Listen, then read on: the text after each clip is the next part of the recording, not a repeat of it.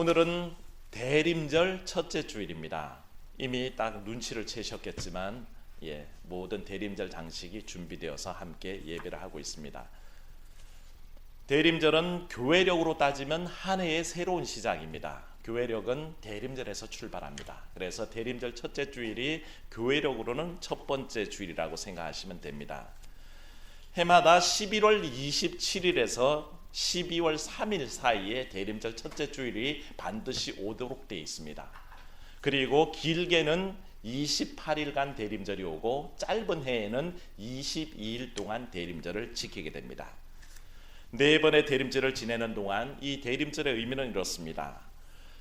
대개 대림을 우리가 영어로 애드번트라고 얘기하는데 이것은 기다림을 얘기합니다. 공항이나 기차역에서 오기로 되어 있는 사람을 그 약속한 사람을 기다릴 때에 애드번트라는 말을 씁니다. 그래서 이 절기 자체는 우리에게 다시 오시기로 하신 주님을 기다리는 계절입니다. 우리 여러분들 마음속에 주님의 오심을 사모하시기를 주의 이름으로 축원합니다. 주님이 오신다는 것은 늘 삼중적 의미가 있다고 그랬습니다. 첫 번째는 뭐냐면 2000년 전에 이미 오신 주님을 기념합니다. 그때를 기념하고 회상하면서 그때에 오신 그 주의 은혜를 우리가 돌아봅니다. 두 번째 의미는 우리의 마음속에 우리 삶의 현장에 지금 나의 아픈 현실 속에 주님 찾아주시기를 간구하는 것입니다. 그런 은혜가 있으시기를 축원합니다. 주님은 내게 지금 오셔야 됩니다. 과거에 오신 주님, 그래서 또 현재에도 오시는 주님. 그래서 그 주님이 오셔서 아직도 그리스도를 영접하지 않고 거부하고 있는 불신의 세계와 또 역사 속에 주님께서 통치자로 임재해 주실 것을 기다리는 것이 두 번째 의미입니다. 그럼 마지막 세 번째 의미는 마지막 종말의 때에 영광의 주님 오시기를 우리는 기다리는 줄로 믿습니다. 그 주님께서 오셔야 합니다. 역사의 종말 때에 마지막 때에 주님이 오셔서 그의 나라를 확정하시고 하나님 나라가 임재되도록 인도하실 것을 소망 중에 기다리시는 여러분 되시기를 축원합니다. 그래서 이때를 우리가 아멘 주 예수여 어서 오시옵소서 마라나타의 신앙이라고 그럽니다. 바로 그 기다림의 의미를 우리가 생각하면서 오늘 우리 본문 말씀을 통해서 이 대림절의 희망을 발견하게 됩니다. 오늘 본 말씀 우리가 잘 알고 있는 예레미야가 시위대 뜰 안에서 갇혀 있을 때의 이야기입니다. 나라는 어렵습니다. 예루살렘이 현재 바벨론 제국에 포위되어 있는 상태입니다. 예루살렘이 옴싹달싹하지 못하고 바벨론의 군대에게 포위되어 있는데 이 예레미야는 그 상황 속에서 또다시 시위대 뜰 안에 옥중에 갇혀 있는 상황 속에 있습니다. 다른 이유가 아니었습니다. 나라와 민족의 위기를 선포했고 하나님의 진로로 이제는 이스라엘이 멸망받을 것이라는 예언을 했을 따름입니다. 이것은 선지자의 양심의 선언이었고 전능하신 하나님의 신탁을 전한 것이었습니다. 근데 이 양심적인 선언이 결국에는 이 선지자를 고통스럽게 하는 겁니다. 죄인처럼 옥중에 갇혀 있게 된 겁니다. 모든 거짓 선지자들이 당시에 예레미야를 빼고는 허황된 얘기를 선포했습니다. 멸망은 없다, 안전하다, 평안하다, 우리 유다 백성은 택한 민족이니 절대 멸망한 일은 없을 거라고 그렇게 거짓 예언을 할 때에 오직 예레미야만은 눈물을 흘리면서 우리 민족이 멸망하게 되었다, 우리 민족이 죄악 중에서 멸망하게 되었다 예고했던 것입니다. 하나님의 복음은 우리에게 늘 듣기 좋은 소리만 하지 않습니다. 복음은 우리의 죄를 지적하는 줄로 믿습니다. 우리가 죄인임을 깨닫게 합니다. 하나님의 말씀은 언제나 우리가 죄 때문에 멸망받을 운명을 가지고 있다고 예고하고 계십니다. 모든 사람이 죄를 범하였음에 하나님의 영광에 이르지 못하더니 그랬습니다. 복음은 우리의 죄를 지적하고 우리가 회개치 않으면, 온전치 않으면 죄 가운데 멸망할 존재인 것을 예고하고 선언하고 있다는 것입니다. 예레미야는 모두가 평안하다, 평안하다, 안전하다, 안전하다 할 때 오히려 위기입니다, 멸망의 때가 가까이 왔습니다 하고 외쳤던 것을 봅니다. 심정적으로 예언자의 마음을 이해해 보십시오. 자기라서 조국의 암울한 미래를 선포하고 싶겠습니까? 조국의 미래가 멸망받을 미래라고 예언하고 싶겠습니까? 그러나 그것은 진실이었고 예정된 일이었습니다. 온전히 살지 못하는 이스라엘이 멸망될 것을 선언할 수밖에 없었습니다. 그 암울한 상황이, 유다의 그 암울했던 상황이 선지자의 개인적인 입장으로 상징되어 나타나고 있다는 것입니다. 그게 바로 이중 고통입니다. 조국은, 예루살렘은 바벨론 제국의 포위가 되어 있고 그 속에서도 자기는 설상가상 시위대 뜰에 옥중에 갇혀 있으니 얼마나 처량한 인생입니까? 이 상황이 오늘 우리의 상황도 암시하고 있음을 알게 됩니다. 우리 모두의 삶, 또 여러분들의 삶, 이 세상을 살아가는 모든 사람들의 삶이 이와 같음을 알아야 합니다. 수많은 질고를 짊어지고 있습니다. 마냥 행복하면 얼마나 좋겠습니까만 우리 모두가 이중 삼중의 질고를 짊어지고 있다는 것입니다. 물질의 문제 때문에 힘겨운데 거기에 자녀까지 말썽을 일으킵니다.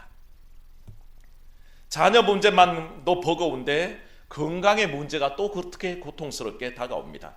정치적으로 나라가 혼란스러운데 사회적으로 문화적으로 우리를 괴롭히는 일들이 이중 삼중으로 겹쳐서 우리에게 다가온다는 것입니다. 쉬운 말로 해볼까요? 남편이 쏙썩이는데 자녀도 속썩입니다. 시댁일로 골치 아파 죽겠는데 친정까지 문제가 생겨서 힘들게 만듭니다. 집세 문제 때문에 돈이 딸리는데 부모님 병원비까지 겹쳐있는 상황입니다. 그런 상황을 설상가상 우리말로 엎침대 덮친격이라고 합니다. 우리 인생살이가 다 이렇다는 것입니다.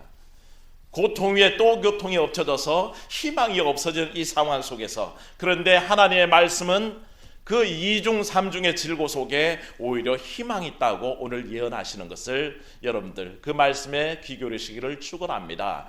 절망의 상황 속에서 오히려 하나님께서는 희망을 선언하고 계십니다. 그래서 예레미야의 신학의 메시지를 얘기하자면 희망의 신학입니다. 절망이 아니라 희망이라는 것입니다.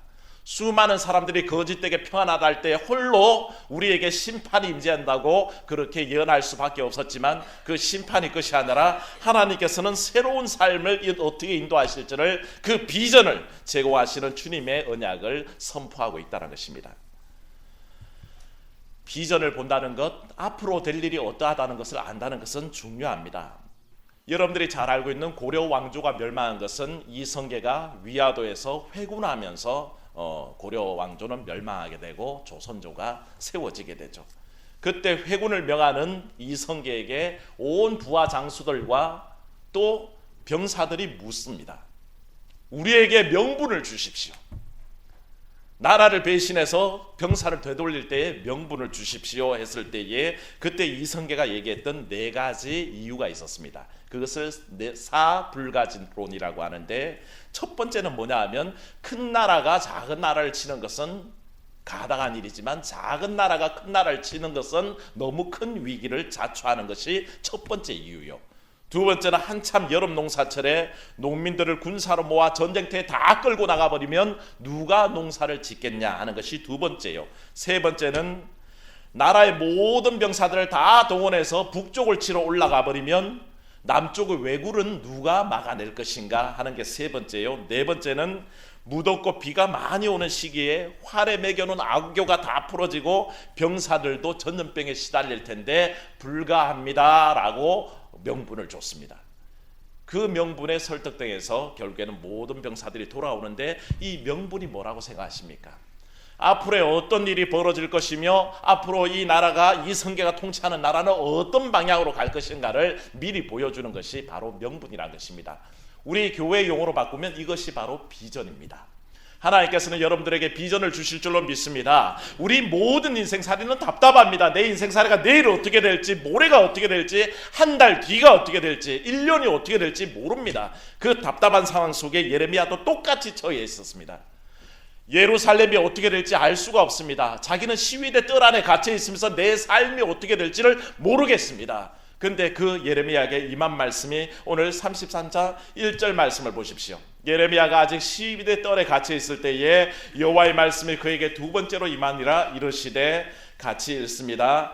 이 일을 행하시는 여호와, 그것을 만들며 성취하시는 여호와, 그의 이름을 여호와라 하는 이가 이와 같이 이르시도다. 3절 너는 내게 부르짖으라. 내가 내게 응답하겠고 내가 알지 못하는 크고 은밀한 일을 내게 보이리라. 아멘. 이게 예레미야에게 임한 하나님의 말씀이었습니다. 답답하고 앞에 전망을 하나도 모를 때에 하나님께서는 오히려 내게 부르짖어라. 그러면 내가 크고 은밀한 일을 내게 일러주시고 보여주시겠다고 약속하셨습니다. 그것은 조국의 암울한 미래에 대한 앞으로의 예정된 수순입니다. 그리고 예레미야가 겪어야 될 일들에 대한 수순입니다. 사랑하는 여러분, 우리가 가야 할 길을 알고 있다. 예측 가능한 사회다. 또한 예측 가능한 방법이 있다. 또한 예측 가능한 통치가 있다. 그럴 때에 사람은 답답한 것이 사라집니다. 근데 가장 답답한 게 뭔지 아십니까? 내가 지금 어디쯤 가고 있으며 어디만큼 왔는지 전혀 모를 때에 그때 제일 답답한 겁니다. 아이들을 태우고 먼 길을 여행할 때면 아이들이 시도 때도 없이 물어보는 말이 뭡니까? 다 왔어? 얼마나 남았어? 이 말을 아주 자주 합니다. 우리 아이들은 출발하는 순간부터 묻습니다. 다 왔냐고. 그거를 가는 내내 2시간, 3시간 시달리면서 가야 되는 겁니다. 왜 그렇습니까? 얼마나 왔는지, 얼마나 가야 될지를 모르기 때문에 답답하다는 것입니다. 하나님께서 예레미야에게 일러주시는 것은 그 답답한 상황 속에서 크고 은밀한 일을 보여주셔서 유다의 장래가 어떻게 될지, 또 어떤 환난과 고통이 기다리고 있는지 모르는 입장에서 그 당연함을 미리 알려주시고 보여주시겠다고 약속하십니다. 사랑하는 여러분, 하나님께서 여러분 삶에 간섭하시기를 축원합니다. 믿으시기 바랍니다. 우리의 가야 할 길을 인도하시고 또한 크고 놀라운 비전 가운데 우리가 걸어갈 길을 보여주시기를 축원합니다. 답답하고 막연한 삶이 아니라 하나님 앞에 우리가 헌신하고 우리 자신들을 드렸을 때에 어떤 비전들을 통해서 어떤 미래를 주실지를 밝히보는 것은 바로 우리 크리스찬들만이 가지고 있는 특권입니다. 사랑하는 여러분, 주님께서 인도하신 것을 믿으시기를 바랍니다. 왜 가능할까요? 왜 일이 가능할까요? 2절 말씀에 이 하나님에 대해서 선포했습니다. 첫째는 하나님께서는 일을 행하시는 여호와시요, 두 번째는 그것을 만들며 성취하시는 여호와시고, 세 번째는 그의 이름을 여호와라 하는 이라고 말씀하고 계십니다. 이 말씀을 여러 말씀을 하셨지만 단 한 가지 뜻입니다. 하나님께서 땅을 만드셨다는 뜻입니다. 그리고 이 땅을 만드셨다는 의미는 창조주라는 뜻입니다. 스스로 계신 분이란 뜻입니다. 모든 피조물들은 만들어진 존재이고 하나님의 인도하심을 쫓아가지만 하나님께서는 유일하게 홀로 계시고 스스로 계시고 이 땅을 다 지으신 분이란 뜻입니다. 다시 말해서 역사를 주관하시는 그 하나님, 결국 유다의 장래를 알고 계시고 예레미야의 앞길을 알고 계시고 또한 여러분들의 앞길을 하나님께서 알고 계신 줄로 믿습니다. 그 하나님이시기에 가능한 얘기이십니다. 그래서 우리에게 길을 보여주시고 능히 인도하실 줄로 믿습니다. 예레미야에게 전하시는 하나님의 계획은 짧게 볼 때는 너무 암울합니다.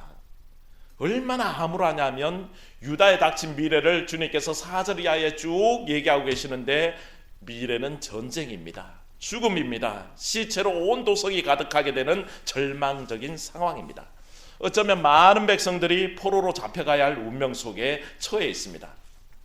그것은 어쩌면 현재 우리의 삶과 동일하다는 것입니다. 사방을 둘러봐도 희망 한 자락 없이 암울함이 가득한 우리의 현실과 똑같습니다. 그런데 여기서 끝나겠습니까? 사랑하는 여러분, 하나님의 긍휼하심은 우리를 절망 가운데 버려두지 않으실 줄로 믿습니다. 희망하고 우리가 온전히 주의 능력을 바라볼 때에 하나님의 섭리하심은 거기서 끝나지 않습니다. 이 현실의 어려움이 끝날 때가 있다는 것을 말씀하고 있습니다. 잠시의 어려움은 누구에게 없겠습니까? 누구든지 인생살이에 잠깐의 어려움은 있습니다. 누구든지 인생에 살아가는 길에 긴 암울한 터널을 지나가야 할 때가 있습니다. 사업의 어려움 때문에, 가족의 건강 때문에, 자녀의 진로 문제로 우리는 힘겨운 시절을 보내고 있습니다. 그러나 하나님의 뜻은 거기에서 멈추지 않는 줄로 믿습니다. 절대 거기에서 끝나지 않습니다. 하나님께서는 우리에게 새로운 희망을 선포하시고 그 어두운 터널이 지나고 나면 도래할 찬란한 미래가 있다는 것을 선포합니다. 6절 말씀입니다. 한번 보십시오. 6절 말씀 함께 있습니다. 시작. 그러나 보라, 내가 이 성읍을 치료하며 고쳐 낫게 하고 평안과 진실이 풍성함을 그들에게 나타날 것이며. 7절 말씀입니다. 내가 유다의 포로와 이스라엘의 포로를 돌아오게 하여 그들을 처음과 같이 세울 것이며. 아멘. 하나님의 선언하심입니다. 지금 예정되어 있는 것은 전쟁이라는 것입니다. 예정되어 있는 것은 죽음이라는 것입니다. 예정되어 있는 것은 2중 3중의 고통이라는 것입니다. 그런데 그때가 다 지나고 났을 때 하나님께서는 치유하시고 고쳐 낫게 하시겠다는 것입니다. 그리고 처음과 같이 모든 것을 되돌려 놓겠다는 그 은총의 말씀을 허락하셨습니다. 그래서 10절 11절 말씀 같이 읽어봅니다. 여호와께서 이와 같이 말씀하시니라. 너희가 가리켜 말하기를 황폐하여 사람도 없고 짐승도 없다 하던 여기 곧 황폐하여 사람도 없고 주민도 없고 짐승도 없던 유다 성읍들과 예루살렘의 거리에서 즐거워하는 소리, 기뻐하는 소리, 신랑의 소리, 신부의 소리와 및 만군의 여호와께서 감사하라. 여호와는 선하시니 그 인자하심이 영원하다는 소리와 여호와의 성전에 감사제를 드리는 자들의 소리가 다시 들리리니 이는 내가 이 땅의 포로를 돌려보내어 지난 날처럼 되게 할 것임이라. 여호와의 말씀이니라. 아멘. 이 놀라운 말씀이 여러분 삶에 임하시기를 축원합니다.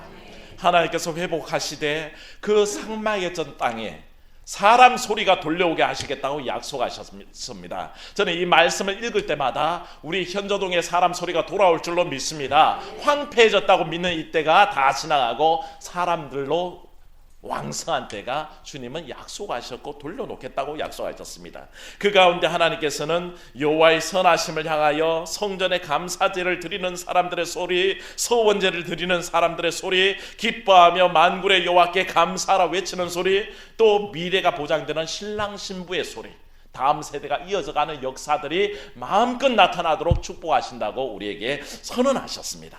그 약속을 믿는 자들에게는 이 비전이 보여줄 줄로 믿습니다. 지금 당장의 눈앞에 보이는 것은 암울하고 고통이지만 하나님께서는 그 모든 일들이 주의 뜻 안에서 변하며 다시 회복되는 역사가 있도록 우리에게 선언하셨습니다. 그 약속을 믿고 의지하시기를 주의 이름으로 축원합니다. 그 증거를 우리에게 보여주신 것이 오늘 본문의 말씀입니다. 주님께서는 그 일이 일어날 것을 우리에게 약속하시면서 14절 말씀을 보십시오. 보라, 내가 이스라엘 집과 유다 집에 대하여 일러준 선한 말을 성취할 날이 이르리라. 아멘. 그 날이 온다는 것입니다. 예전에 민주투사들이 열망하면서 불렀던 노래가 있습니다. 나라가 독재로 가장 어려울 때에 그 날이 오면이라는 노래들을 얼마나 불렀는지 모릅니다. 시에다 곡을 붙여서 그 날이 오면 그 날이 오면 내 형제 그리운 얼굴들 그 아픈 추억도, 그 날에 대한 얼마나 강렬한 소망이 있었습니까?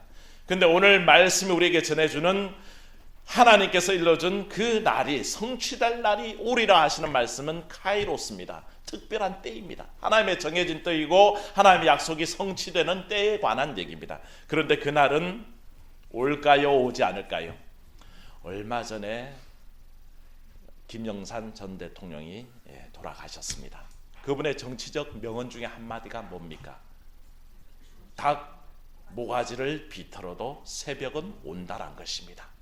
달구 모가지를 비틀어도 새벽은 온다. 그것이 그분의 정치적 명언으로 통합니다.